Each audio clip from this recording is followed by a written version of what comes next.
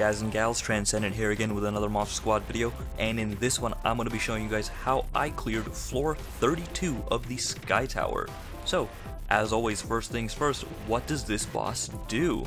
So let's see, Prisoner of the Boss heals our forces. To break through enemy attacks, you must keep her alive. Well, that's not entirely true. You don't have to keep her alive, but it is a nice little bonus. The boss has immunity though to stuns, silences, and stat debuffs, so pretty much anything you can throw at this guy, he's just immune to it. You're gonna have to beat him down with pure damage. So how do you want to build a team for this? Well, first off, I know that a lot of enemies in this floor are going to be casting debuffs on us, so I would definitely recommend a monster with a Purify ability. Cures one status effect on all allies. That is very helpful in this floor because there are poisons and slow abilities used on you, and if you have somebody with Purify, you're going to be much better off in this floor. Next up, you can swap out any of these creatures in the back line for anything else pretty much. I would try to avoid any AoE damage dealers just because we do want to keep our healer friend alive on the last floor, but you can keep the AoE damage dealer in if you like. You don't really have to keep the healer alive. The AoE damage dealer will just help kill the floors a little bit faster and make your life a little bit easier. And of course, if you do have a full fever bar, this floor is going to be a piece of cake. My current setup is the Manta Roar, the Anubis, and the Pentacorn. I'm bringing the Pentacorn in just for the extra 55 attack and the passive 45% attack bonus he gives.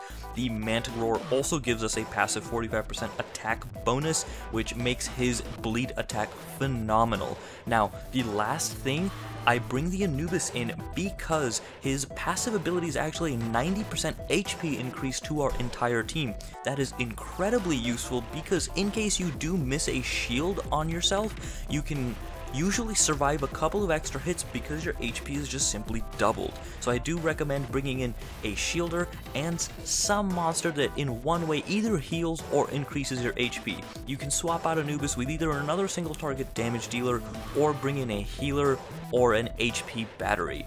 Now let's turn off accelerated combat because we don't want to lose to some silliness. Let's shield up as always right as the abilities are coming out. Make sure we've got the shields up. We block 2 attacks there, and we'll shield up one more time just in case. Hopefully we can get these guys downed before we, have to shield up again. And I'm actually not going to shield up. We're going to conserve our mana here. You'll see the reason I don't do this is because once this floor is, I should have definitely shielded up. We're going to shield up next round. I've messed up a little bit there. But as you can see, we get a little bit of a heal after every stage. So that's why I tend not to heal up right when a stage is about to end, because I'm going to get that free heal anyway, and I'd rather come into the next round with full mana. But I'm going to be a little bit more, free use with my shields, just because we took such a beating in the early rounds. And as you can see, we're getting a ton of debuffs on ourselves right now. This is why I recommended bringing in a monster with a Purify ability. It does help a ton, and I think my mistake in the beginning is going to cost us a little bit here, but we're doing fairly fine right now. We're going to Purify that as well because we don't want to be slowed.